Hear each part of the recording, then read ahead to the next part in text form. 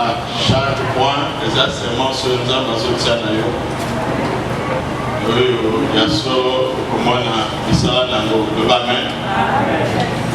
Point chapitre 8, numéro 8, nous parlons de la louange et des actions de grâce.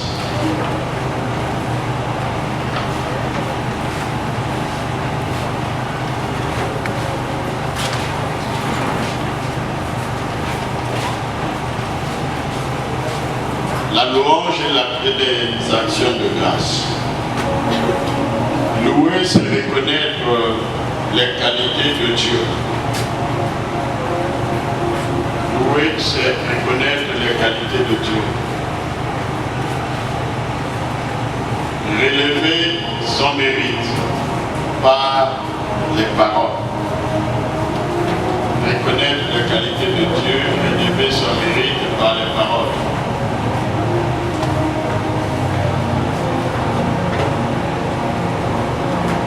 Louer, c'est reconnaître la qualité de Dieu, élever ce mérite par les paroles. La louange est un privilège des chrétiens, car nous avons un Dieu qui est digne. La louange est un privilège des chrétiens, car nous avons un Dieu qui est digne.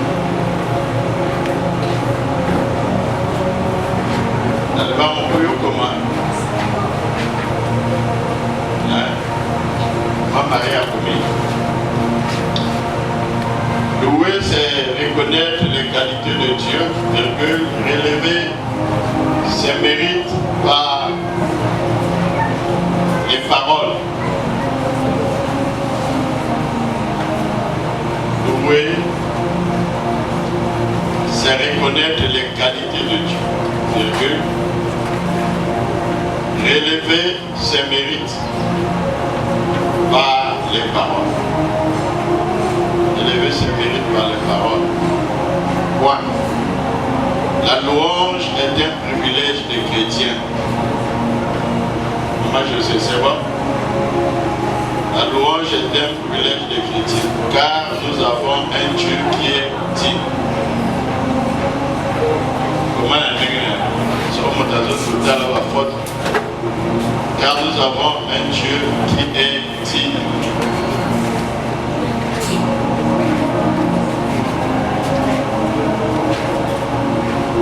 Psaume 119, le verset 164. Psaume 119, le verset 164.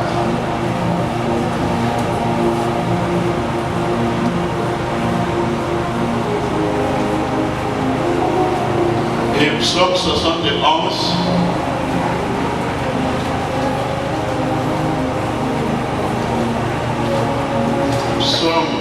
Psaume 71, pas 171, Psaume 71, Psaume 71, le verset 14 à 18. Psaume 71, le verset 14 à 18. Et le verset 23 et 24. 23 et 24.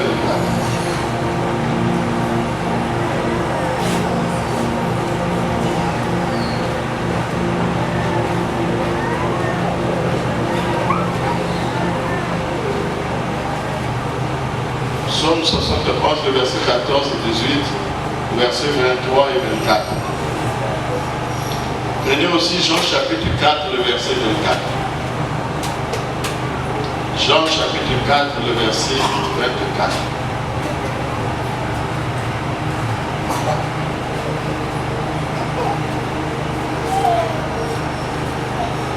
C'est bon? Je suis note. La louange, elle et les actions de grâce sont importantes pour plusieurs raisons.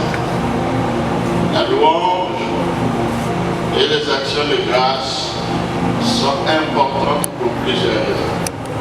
La première raison, l'expression de gratitude. La louange et les actions de grâce nous permettent d'exprimer notre gratitude envers Dieu pour ses bienfaits et sa bonté. La louange et les actions de grâce nous permettent d'exprimer notre gratitude envers Dieu pour ses bienfaits et sa bonté. Psaume 100, le verset 4 et 5. Psaume 100, le verset 4 et 5. Entrez dans ses portes avec des louanges, dans ses parvis avec des cantiques. Célébrez-le, bénissez son nom, car l'Éternel est bon. Sa bonté dure toujours et sa fidélité de génération en génération. 1 Thessaloniciens chapitre 5, le verset 18, la Bible dit: rendez grâce en toutes choses, car c'est à votre égard la volonté de Dieu en Jésus-Christ. Amen.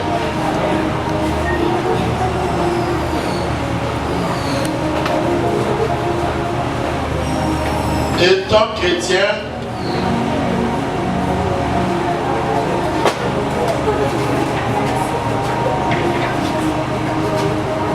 nous avons le privilège, parce que biso nous amène à biso aza na bomoi. Nous avons biso tontima. Doctrine biso tozwa le christianisme. Lelo bato baluka na ndenge nyonso. Na Égypte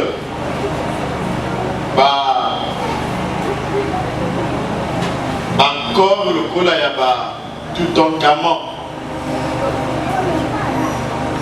Ramsès, oyo bakufaka peut-être 4000 ans avant Jésus. Mais l'archéologue bakenda pour découvrir bakor wana bakimisa eza na bamusée. Donc ce qui Yesu azalaki na nzoto na sia mabele kasi lelo basi bazwa ye babimisa corps à Jésus à un musée ou quelqu'un. Jésus n'a pas de tombe. Il n'a jamais été et il ne demeure pas dans une tombe, dans le tombeau.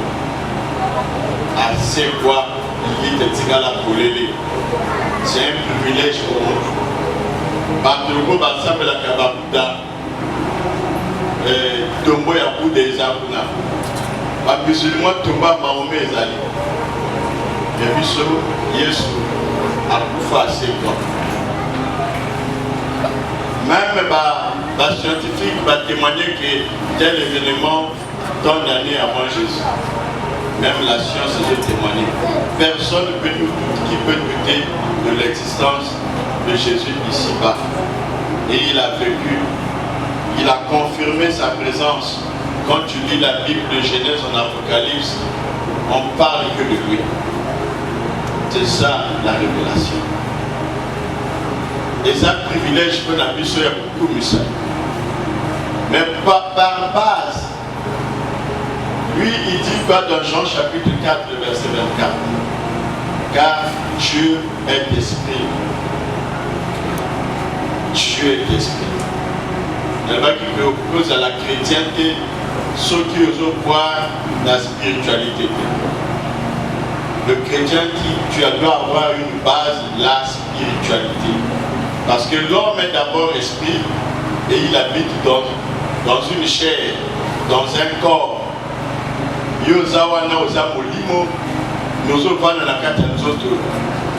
S'il faut demander, les gens qui sont vraiment malades, ils se rendent compte que lui, il n'est pas le corps qu'il porte. Tu vois, la personne te dit, il raisonne, mais il se rend compte que le corps, il le lui empêche. C'est entre lui et le corps, c'est pas la même chose. Inadéquation. Azala posa telema, mais ma soeur moi la makolo ceci matin. Mais en lui-même il sent que Azali. Mais makolo muteme magaye et ce pesate. Moi la chef Sabinonga vraiment ah nazaki ka makolo kasi ngambo na kekuna yo moko dena yo moko d'esprit ozaki makolo nini makolo nde mutuka oyo ememaka yo. Donc la base de tout c'est l'esprit. Quand tu es en harmonie avec l'esprit, ton esprit est en harmonie avec Dieu, c'est la croyance de la spiritualité. Et la spiritualité marche dans les principes, avec des principes. Entre autres, la célébration par les paroles, ce que nous appelons la louange. Il y a beaucoup comme moi, la musique, même quand tu vas dans l'occultisme, ils ont leur cantique. Ils ont leur cantique parce que c'est un principe de l'esprit. Les Arabes, il faut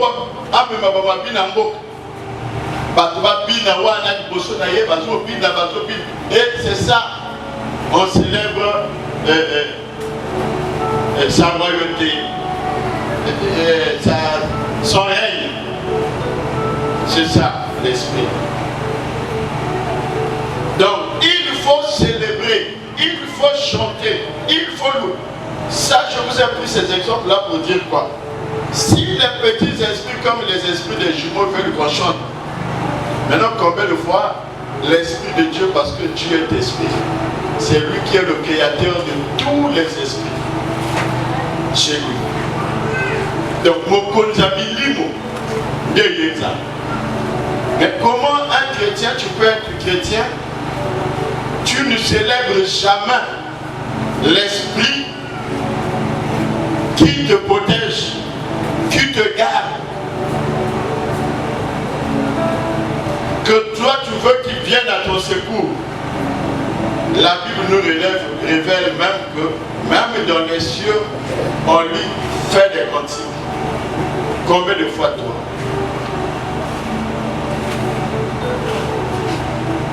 Combien de fois toi? Nanda Konayo, frère, toi ma soeur, il est temps de faire un bon choix. Dans la vie, il faut savoir ce qu'on veut et ce qu'on doit faire. Ne vis pas seulement comme la neutralité. Non, la spiritualité ne marche pas. Il faut faire un choix. Ou tu es chrétien, ou tu ne l'es pas. Si tu es chrétien, alors pose les bases de l'esprit. La première des bases pour être en harmonie avec l'Esprit de Dieu, c'est quoi? La louange, la célébration. Mais ceux qui tirent en tout cas, musique à Mokili, les autres dominés, c'est-à-dire que toi, musique yo kakaka, ya bolingo ya, ceux qui peuvent follow ceux qui follow le rosa.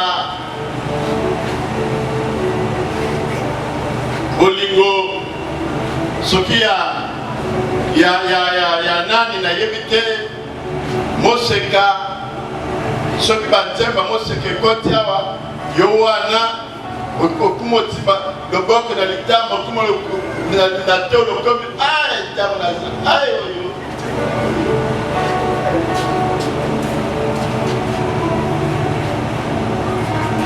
parce que si tu es le vrai chrétien, tes souvenirs, c'est Dieu. L'Éternel doit être tes souvenirs. Tu dois penser, Nabitumba ou Yobubu dans la vie. Nengenzambe Alomisayo. Vous devez faire les choix, surtout vous les jeunes frères, les jeunes sœurs. Évitez de vous donner dans ces cantiques qui louent le monde. Derrière toute louange ou derrière ces cantiques, il y a toujours des esprits qui accompagnent. Musique qui dit le Tsananda Kunayo, cela est important. Psaume chapitre 60. Et le psaume 119, le verset 164. David dit quoi? 7 fois le jour, je te célèbre à cause des lois de ta justice. 7 fois le jour, je te célèbre. David Nzapalova qui est l'homme selon mon cœur.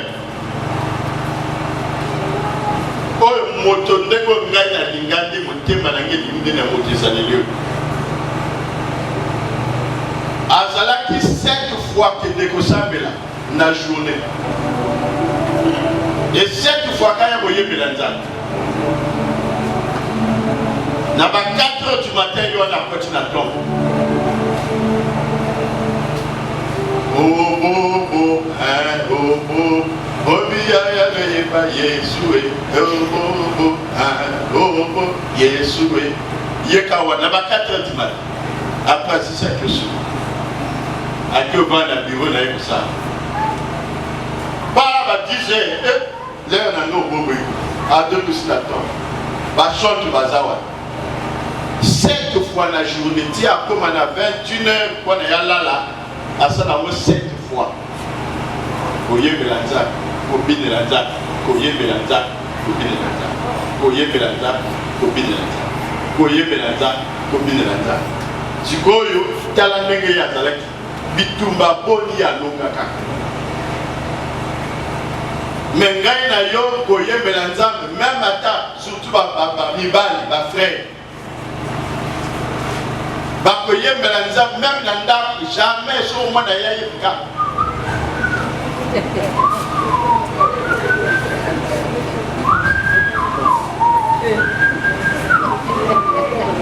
Si Fla ne peut y péter des autres papa, yé mélange des actes comme la solité, yé mélange binelanza. David a binelanza de ceinture et de katani, pantalon koi, na misaba. Moi, si la vie, yo mo bat degeni tala pantalon sur quoi la mis. David le vini, nazo binelanza pour apolika et beaucoup de bosso pour ta papa na yo. Aza pour binelanza, aza pour célébrer ça. 7 fois.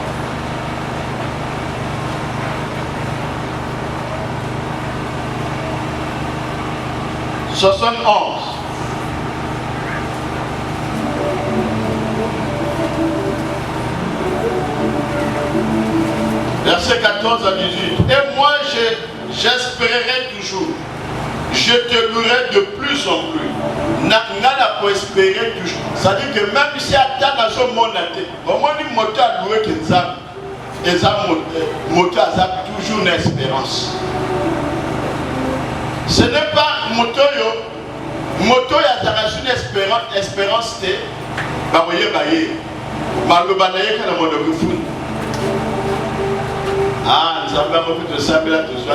Ah, l'église a un peu de économie, tu peux de l'aime, Dieu te peut l'aime. Les gens peuvent n'a pas besoin, peuvent n'a évité. La évité n'est pas la même chose. Pour ça, mais la robe à l'air, tout ça, tout soigne. C'est ça. Parce que, on a une espérance. Prière, les athées pas dans le bateau, balobaka, dans sa mère, prière, les apports dans le bateau. Même si dans sa beauté les lots, dans sa canivikia. Louange, je savais pas dans beauté, Azara toujours dans l'évikia.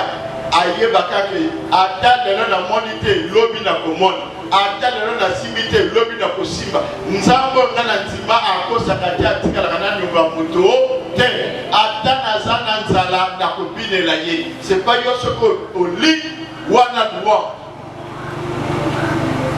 Ce que l'était. Ah, frère Denis, ah, tiens, ma soeur, ça là. Je me dis, so, alléluia, amen. Ah, c'est comme ça là. Nicolo, et ça là. La teki, carton mon pimba. Il y a mon tumba, il y a plus de ceci, là-bas, 11h, tout. Ah, Nicolo, ok, c'est la rate que. Ah, il s'en va, Nicolo. Je crois que le visa passe à Nicolo, puis c'est pas du téléphone. C'est ma lune naturelle que prière. Nanana biloko elalaki voilà. Nzamba prouvé que mitema. Nzamba lukaka koyeba moto ya lingi na bosolo. Nzamba dans la besoin ya ba hypocrite. Ba intérêt oyo. Ce qui a mon monnaie nzambe mokolo na nde soki ya li ya lobi nzambe azali. Soki alite monnaie nzambe za susté. David a levé nazaka loué que nzambe parce que nazaka toujours na liki.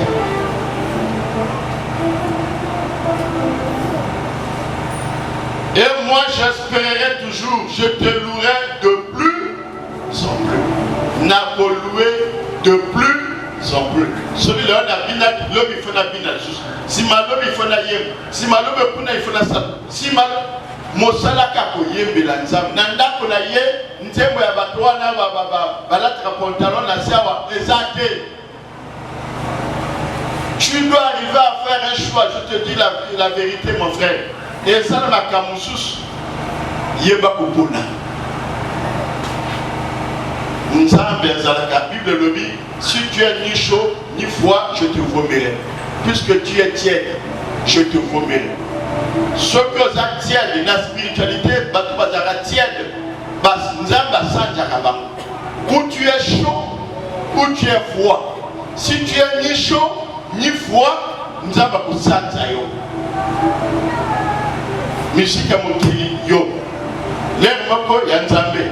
Si malobe kuna conseil va beta kuna celui na nini yo kuna. Yo pe motiatike yo. Bana na yo ba suki oso kwa fe tiki ba. Lokola ba loso wana ko tiki mwana na pasulao. Mwana na yo DJ. Ya moi ce sera ba no bina musique wana yo moko papa za content. Tout kawemba.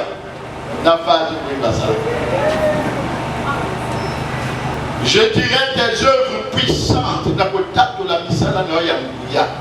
Ce que nous avons la puissance en Zam témoigner que puissance est en nous. Voilà la force et le témoignage. Dernièrement, j'avais dit dans Proverbe 21, la mort et la vie sont au pouvoir de ta langue. Quiconque l'aime, on mangera de son fruit. Ceux qui m'ont reconnu de la puissance et Nzam est belé. Pour le baraka la puissance Nzam. Pour y avoir la puissance Nzam. Tant aux autres bines pour la puissance Nzam. Tant aux autres églises aux autres églises que Nzam a reçu. À Tabao Bakanga, il y a moi moto à ça chrétien il y a solo wana frère. Maman, aux amants pas la minute aux soucis. On a un blocage. Non, on va pas bloquer. Témoigner que puissance en Nzambe pour que vive puissance en Nzambe. Lobe la kayango okoli akumanango.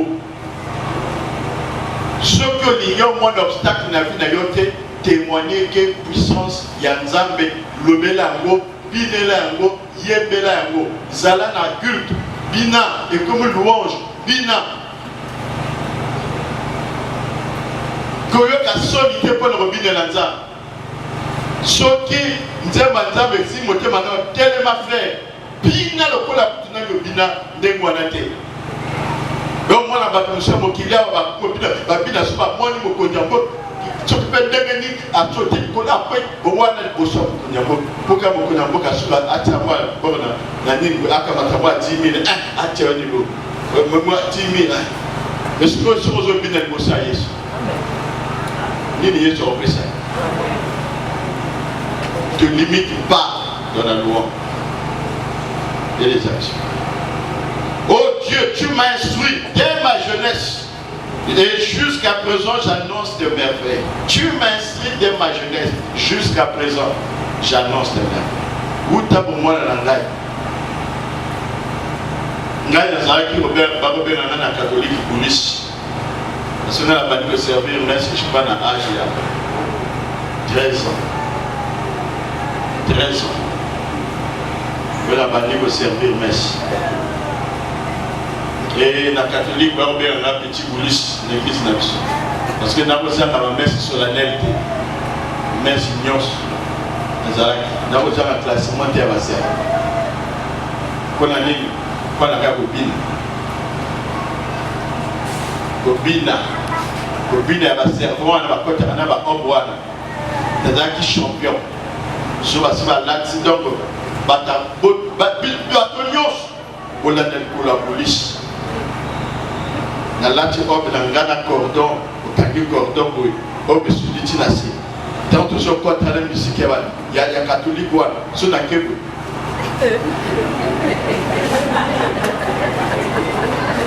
bato servo wana kisoki na ba 13 ans bato to église to bamama mololo parce que ngai na mbala liboso na nga na moto amemanga l'église te nakendaka na baninga tokomi l'église boye tokoti Saint Jean-Baptiste à l'époque en 82 je crois 86 en 86 ntango namoni côté ya likolo le père bato to baservant ngai kovanda nde kuna nakovanda tokoti na baninga batika na nsima nga na kilote marie makolobu ngai wana tozali maître wana kobenga ye nayebi te soki aza nani na mokili soki aza kufa kimia na epai azali soki nani azali nayebi te nzambe ya jour asala ata kokutana naye tonga te ntango amoni nga asikaninga nzela metuvo namona epani bato babandi awa le place ya bien te kuna moto ana appele ya nzambe yebana siko ntango le père na mondele roba pembe baservo bilamba pembe epai na nga namonaki ekambo. C'est comme si au fond de moi je me disais mokili na nga yango et ntango le père a dit que sa communion c'est l'air ya akainga nzela il fallait n'avana kana point les choses. Parce que tant que le père a dit que sa communion non moi quoi les causes arrière quatre la tête il a bloqué gars oh mais tu vas c'est quoi na la fin il y a siminga atuninga il y a lequel caté appelé le caté catéchisme quoi c'est le père à l'époque maintenant on a naïf oh yo ina na baninga yo na au so côté l'école là bien quelle classe là débutant aya atuninga pesa adresse na tuna pesa azuko mona mais spécifique na luyege bato bapimi wana tina pimi mpe na bosali mpe baninga tokuti su bango te nazonga ndako nga moko e ntango le lendemain lundi nazosaka na boye na mwana defa ni grande sœur na nga yasona abengi nga yaka nga na yibo o motema kasobuka yo motema wana naye natala boye o papa namonaki nati ayi alongola si que vous gagnez la dame de biso à l'époque tout pour le peuple aya sorena grande sœur na le bien est-ce que vous dites Maria qui est catéchisme habillé dans la mettre la catéchisme grande sœur na dit bien libo au chocolat ina qui n'est pas na ngasu na bemio et aux autres est-ce que vous voyez ba tsela le bien comme ça tout kuta na chaque dimanche et là wana c'est là gars kuna kumba mwa musana nzambe tondale ba mwana na nzambe kumba manga karawa depuis mokolo wana amemanga na catéchisme aziko mona ngabe zo sanga na ndako na pokwa lakini na katito sala lundi mardi mercredi et ba jour tu etikali na kozanga catéchisme et là na komi na moi âge la condition ya vie possible à terme na suki na deuxième année. Je ne sais pas deuxième année ou deuxième année, mais c'est la cinquième année, troisième année. Alors, on a qui après 3 ans, tant la zone où on a eu le catéchisme, Christ, on a l'église, comme avant, tout là, on a commencé à faire 10 ans, 10 ans, 11 ans. Non, mais que le côté mettre une matière, ce qu'on a été comme un qui vous bandez la catéchisme, bandé sous deuxième année, troisième année. Et Namela, Ngala qui n'a pas baptême Ngamoko. À l'époque, ceux qui ont baptême bien dans ma famille, moi là, jeune fille, ma robe, ma voile, la main pembe qui toque, ma costume, il y a pembe, à gants, c'est fier, fierté à famille. Maintenant, na ma jaguar ya public. Si tu commis ceux qui au moins, ceux qui dans la même semaine, tu au baptême, nous allons là-bas permettre. Grande soeur de qui nous reçoit maintenant, le très chapeauté à Sénégal Madjagoua. À Kamati, Blendi, à Zui numéro à pointure dans la Blendi, et à Baléon. À qui passe maintenant, il papa. Il y a même à qui n'a pas dit, on a que ce papier sport, il y a un mauvais serré. N'a la tape serré dans ma peau. Mais, dans ma talon, ma pota, na kenda bomunga moko mama azate, papa azate, yaya azate, mec azate, moto azate. Na kenda. Dans une commune là. Déjà dans l'air, on a quelqu'un qui compte à coup comme assez avant. Alors qu'il faut se baptême, aux communion pour nous descendre. Et tant dans une baptême, dans une communion, alors on a pas de servir. Et nous avons posé la messe, et nous avons fait ça pour nous. Bah pour bien un petit boulis. Parce que dans la qui toujours voilà.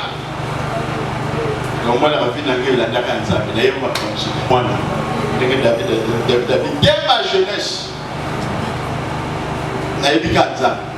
Les apôtres ont moto, boye, ngamoko, na kutana nzambe na kenda, pe nzamba senga grâce, donc on a galé raillé, aïe koko de sanga soumaye, pe makamo na kutana na ngoba kuya bondo qui a famille, on a mon ami la catholique, les gens simbaté, na kiosa bon sang, na zo tumba, pour que canala la malade zéro, il dit mon mabé zaka.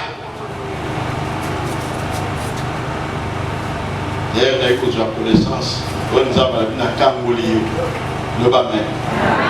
Donc, c'est important d'être la jeunesse. Vous allez aux frères, vous allez jeunes, servir nous. Vous avez la confiance dans nous. Louez. Oh Dieu, tu m'as instruit dès ma jeunesse. Nous avons enseigné Gaouta Boumoine. Et jusqu'à présent, j'annonce tes merveilles. Ne m'abandonne pas, ô Dieu, même dans la blanche vieillesse, afin que j'annonce ta force à la génération présente, ta puissance à la génération future. Versets 23 et 24. Et te célébrant, j'aurai la joie. En te célébrant, j'aurai la joie sur les lèvres. La joie dans mon âme que tu as délivrée. Ma langue chaque jour publiera ta justice, car ceux qui cherchent ma paix sont honteux et confus.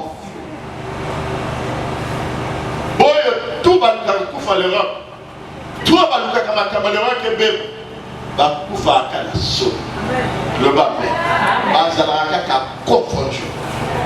C'est que Zali Koloué, Kobine, ça la choix frère. Vous avez besoin de la sans obstacle. Ça la choix. Si quelqu'un vous a dit que c'est bien pour qu'il soit, la clé USB, il y a le bola na le boana. Ça la choix. Pour nous, on a dit musique à ça. Aux autres, ce que la massage maman, il est mélangeant. Adorez le Amen. La louange renforcement de la foi. La louange et les actions de grâce renforcent notre foi et nous aident à nous concentrer sur la bonté et la puissance de Dieu. Motoyo azako yembela nzambe mingi epesaka yo makasi koyembela nzambe epesaka makasi et renforce que jusqu'au dimanche. Etindaka yo ozala kote ate banzemo monsieur ozoyemba mabozo yo kolobi te. Yakomoni tellement mitema la plus de musique nanzambe autant la même moto pour abîmer l'ensemble de l'église à Zanaso parce que son asani il faut abîmer il faut pas le banayo téléma côté aux amis téléma est-ce que pour abîmer il faut pas le banayo téléma yo pour moi téléma parce que bah le téléma Non. Et ça a été Yomoko, nous avons la vie na yo, il faut la bénir. Il faut la koumisaye. Au Kanisi ba défi na yo, au Tali nenge baso finga yo, au Tali sonyo baso bako le bana yo. Comment ni Mbappé sio? Célibataire, à Mela Milan, à Botakate, Motapas, Motiani, tout wana, Nzambe na kolongla soni. Ce que vous avez loué Nzambe, nous au monde la développé ça yo, ma casse vous a la confiance et que vous Psaume 34, verset 1er à 3. Lorsque David contrefit l'insensé en présence d'Abimelech et qu'il s'en alla chasser par lui, je bénirai l'Éternel en tout temps. Sa louange sera toujours dans ma bouche. En tout temps, que mon âme se glorifie en l'Éternel, que les malheureux écoutent et se réjouissent. Exaltez avec moi, Éternel. Célébrons tous son nom. Romains 1er 21. Puisque ayant connu Dieu et ne l'ont point glorifié comme Dieu, ils ne lui ont point rendu grâce, mais ils se sont égarés dans leurs pensées et leur cœur sans intelligence a été plongé dans les ténèbres. Au moins, je suis loué que nous avons été, mon lit au royaume, au Yaga l'église, au Sabela, mais plus de la même adoration. Nous avons semblant à quoi adorer.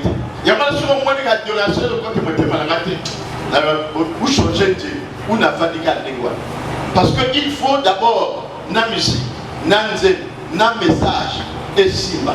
Il y a même adorateur, même boyobana. C'est la différence de quoi qu'à chanter adoration. C'est que même quand tu adores, ce n'est pas la peine de nous emmener des cantiques nouveaux en pleine adoration.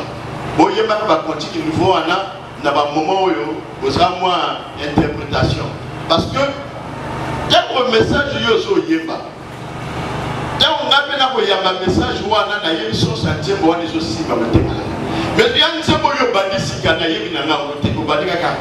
au fond de l'abîme, Jésus, tu m'as pris. Alléluia, tu es venu. Oh, Jésus, moi te voir. Mais tu étais depuis longtemps avec moi. Parce que dans le temps, les autres qui étaient wapi, et autres qui étaient wapi. Quand tu adores, même à tes soins, il y a une personne. Jésus n'est pas la bonne. Yo lingingami. Yo elakinga. La kisinga zela.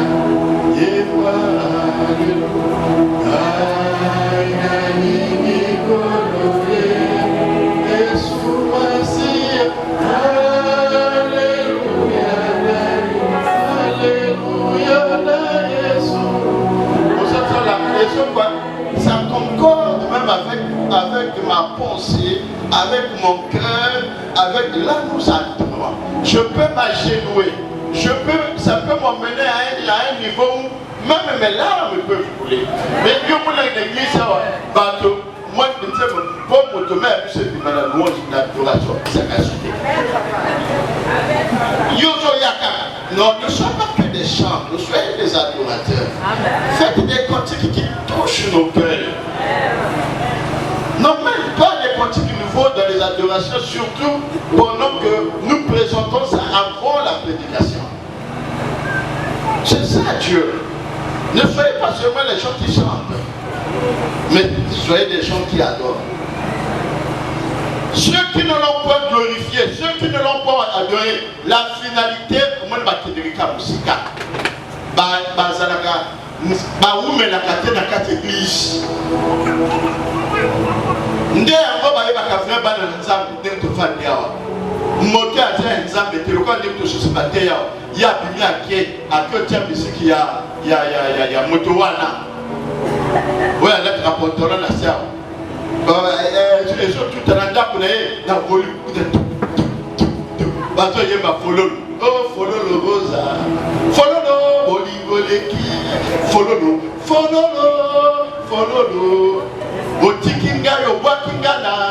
Kati kati bali. Bolinga na yo. Follow le. Maintenant, donc yemba frère wana. Si ma mère colonne moi les décisions. Moi comme mon pays a mon peuple yoana. Ce qui moi dit que moi mon keka ne wana ba to ba ko ya kana ténèbres. Le diable n'absorbera pas facilement. Parce que Mikem a la ça et vous allez jamais en concordance dans les armées. Manifestation de la présence de Dieu. La louange et les actions de grâce manifestent la présence de Dieu et créent une atmosphère de révérence et de sainteté. Actes des Apôtres, chapitre 16, le verset 24 à 29. La Bible dit quoi? Paul et Silas, Actes des Apôtres, tu n'as pas noté ça. Prends Actes des Apôtres, chapitre 16, le verset 24 à 29.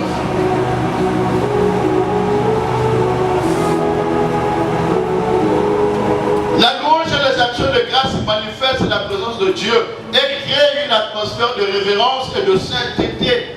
Nakata ndako noko mwana ndako komi kimia bamilimo boye parce que l'esprit tele makazuku wap exact ndako na bino ko ndako moko kimi même ba malade et vous allez musika bana bazalata bazolia kanga ngai be bazana santé bana bazolia taka biwari be bazana santé bana bazolia kanga ngai ya pamba be bazana na santé bana te bazolia ndunda be bazana santé bana ba pela kitité mais bino wana kaka misikia. Ah, on a vraiment maman parce que ndako mobile ya lingina ye bobeta ka musique ya mutwana pantalon ezaka atiama ndefu kuma pembe sikoyo ndako pe ya ye osala pole mais ce que ça bongo yomoko yembela kanza atena musukola basani yembela kanza nayo ozo sukola basani yembela kanza ozo sukola bilamba yembela kanza ozo lamba yembela nzambe Nzambe ozo teka nana taba liyo bazabazate mais bimisa kanze mbwanzambe comment la dimension même la kacha pongi David dit mon âme loue l'Éternel même la kacha pongi ozo l'autre ozo louer ozo lamkana pongi nanzembo moko ya louange na kati na yo nzamba comme son dimension wana le bamen ya bien et ce que comme ne pas ko créer atmosphère ya nzambe tout autour na yo. Paul et Silas bati bango na prison. Bible le mini babandi ko loué, babandi ko yembela nzambe, bakangi bango basinga. Bible le dit que baninga ba prisonnier bazaki tout autour, ba ko yoka ndenge ba baza yemba. Ba prisonnier ba yoki. Tango ba ko yemba. Puisque principe a dit Dieu siège au milieu de la louange. Psaume 22, 3. Pourtant tu es saint. Tu sièges au milieu des louanges d'Israël. Tu sièges au milieu de louanges. Nzambe na louange atinaka ange te. Louange ezakate ange akite liyokte. Louange ezali nzambe yemoka ya kofanda. Ozo vandisa nzambe na vida yo. Ozo vandisa nzambe na kati ya mosala na yo. Ozo vandisa nzambe na kati ya atelier na yo. Ozo vandisa nzambe na bureau na yo. Ozo vandisa nzambe na ndako na yo. Ozo vandisa nzambe na mesa na yo ko tekaka. Yembela tsaba louange. Makambo minene kosalama oyo tozomona te. Le bas mène bien. Tango Paul et Silas baloué, tango babadi koyemba Bible mini bolo bukani. Ba connaître délivrance. Nzamba kango liba. Les bénéfices spirituels, la louange et les actions de grâce nous apportent des bénéfices spirituels tels que la paix, la joie et la consolation. Psaume 30, le verset 1er. Et plutôt le verset 11 et 12. Et tu as changé mes lamentations en allégresse. Nous avons changé tu as délié mon sac au longoli, mon kumbo et tu m'as saint de joie au kanginga et sengo, afin que mon cœur te chante et ne soit pas mouillé.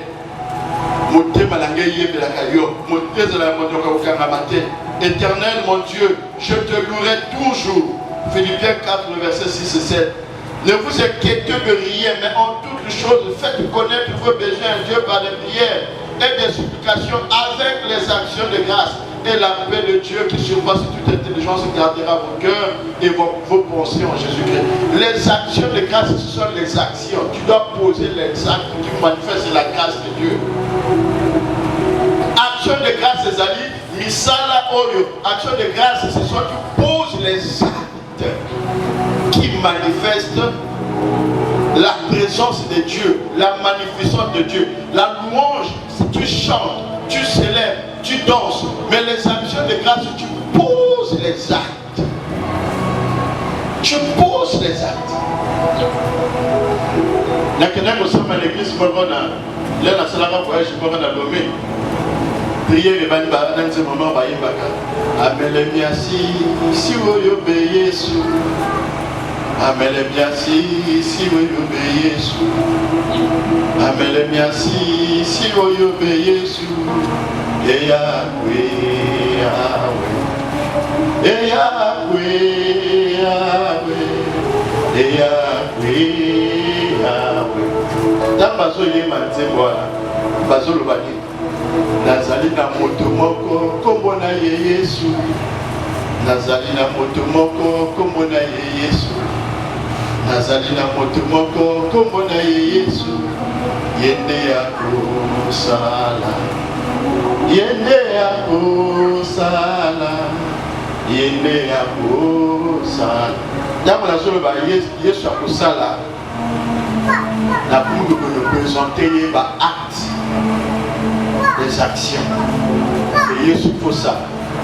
Ce que ça n'a pas de ce que ça n'a pas de ça, ce que ça n'a pas de je ne m'arrête pas seulement à louer, mais il vient de maintenant déposer les actions de grâce.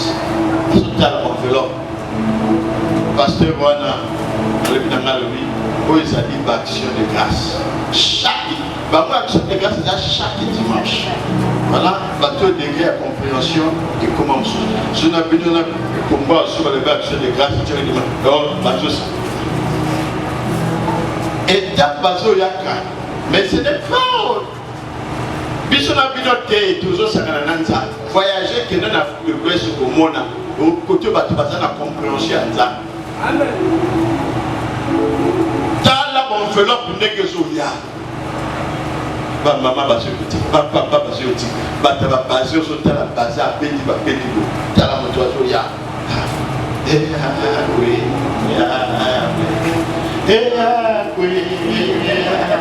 Dès maman va bien avoir. Voilà monsieur ça soutient sur qui. Oui, sous de ça quand on ensemble. Et sous de ça quand on s'appelle, va dire on s'appelle le Seigneur. Tu vois que ils sont plus bénis que nous. Nasomi va voiture kuna. Nasana mbonga pour faire transitaire. 2 voitures. Transitaire, on a posé la question comme tu es chrétien? Là, le dit oui. Ah oui, d'accord, je vais tout faire. Comme ça, je vais chez toi, tu vas m'envoyer l'argent. Na Bénin, et na Lomé, na Togo. Atiba voiture, na maille, il peut na pointe noire.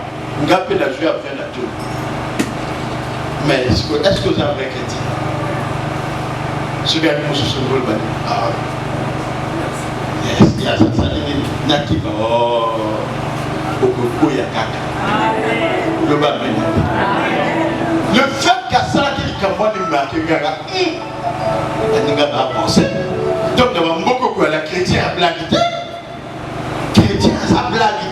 On a aux chrétiens, c'est pas yo aux chrétiens. Surtout le gars même qui a construit l'église, moi, je 54 000. Ah! Oh, il y a 6 bagana, 6 bagati. Talabalinga. Nayawa. Nakena sali na Bimisimbo. Nabo devant les 800 000. Natine 800 000. Dans Western Union. Ah, d'accord, merci. Kaka parce que na chrétien, à ça n'a confiance à ça n'a pas de droit. Non, bon, on a dit. Parce que na chrétien. Chaque amis, les actions de grâce, c'est de poser les actes d'amour qui confirment ta chrétienté. comme ça, pasteur, tes frères, les apprennent à mon lap, maman. Plus que ça m'a peu comme ma casse, plus que ça fait éloigner esprit. Dieu est esprit. Esprit n'y se peut hésiter pour la moto. Et c'est la cabasate.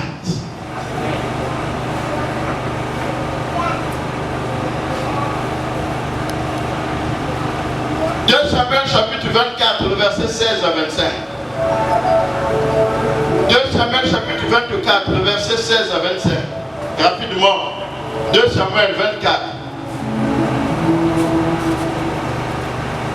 Ce jour-là, Gad vint auprès de David et lui dit, monte, élève un autel à l'Éternel dans l'air d'Aravna, le Jébusien. David monta selon la parole de Gad, comme l'Éternel l'avait ordonné. Aravna regarda et il vit le roi et ses serviteurs qui se dirigeaient vers lui. Et Aravna sortit et se prosterna devant le roi et le visage contre terre. Aravna dit, pourquoi mon seigneur le roi vient-il vers son serviteur? Et David répondit, pour acheter de toi l'air et pour y bâtir un autel à l'Éternel, afin que la plaie se retire de dessus le peuple. Aravna dit à David, que mon seigneur le roi prenne l'air et qu'il y offre les sacrifices qui lui plaira. Vois les bœufs seront pour l'Holocauste. Et les chars avec l'attelage serviront de bois. La Aravna donna le tout au roi.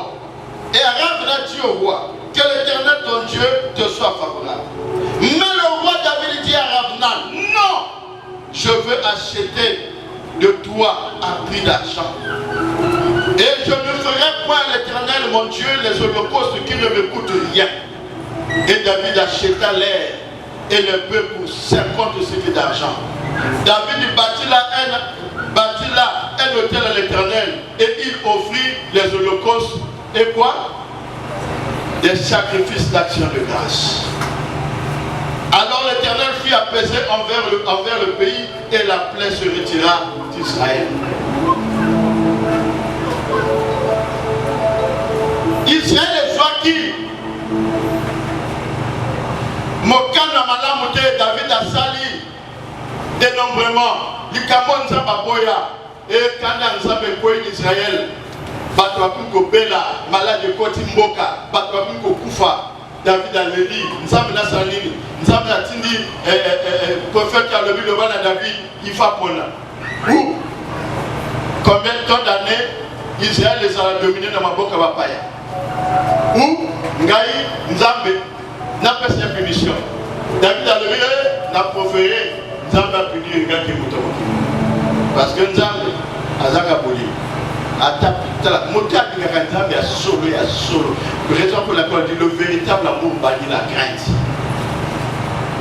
Moto bolingo na ina nzambe za kama kasi. Yo parfois qu'on comprend le bien. Vous voyez que moi c'est Abraham à tout Abraham. Alors bien il dit yo ne besoin qui Isaac moi na ka bogo ya ngai kuna bocho. O memi le kona bogo ki le bogo. C'est que ceux qui nous ont battu ma curiosité. Donc, le gros pour mailler. Il y a seulement le gros pour mailler ça. Abraham a dit. Alors, pour moi. Ah! Mais ils sont pour battre ma mère. Quand c'est une année qui s'est mettée, il y a le bon mot qui cap. Nous avons tapé ça, mais il y a un peu d'amour. Nous avons pas d'être dans ça, il y a un lampe. Mon dossier pour du win, nous avons pas sur la limite. Dans mon temps, la boule va du Cameroun, il n'y a pas pour comprendre le yéti. Bon, Nzambe, David a vu la fou comme il a Nzambe, il a dit la couette pour ça, Nzambe qui est là-bas. Second, prophète Nzambe a privé la vie, ange a traversé, malheur de ce côté pour traverser Israël. Il faut, Nzambe a levé quelqu'un pour monter la Nzambe de l'eau. Dans le Gomba, il y a Aravna, le territoire où il y a bateau. David a créé, lui, il y a un sacrifice pour que passe ici là, quand la famille n'a pas dans le bon temps où il passe ici là.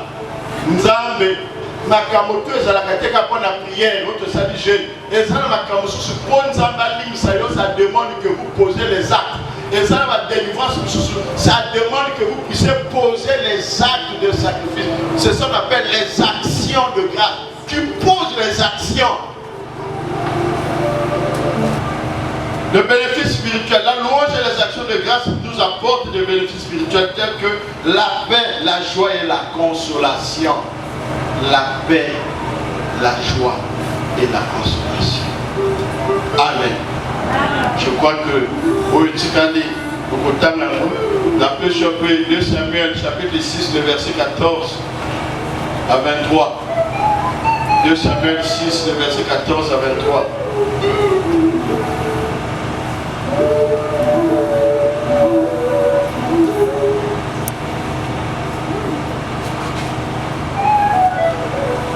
Amen. David a dit de Lanza.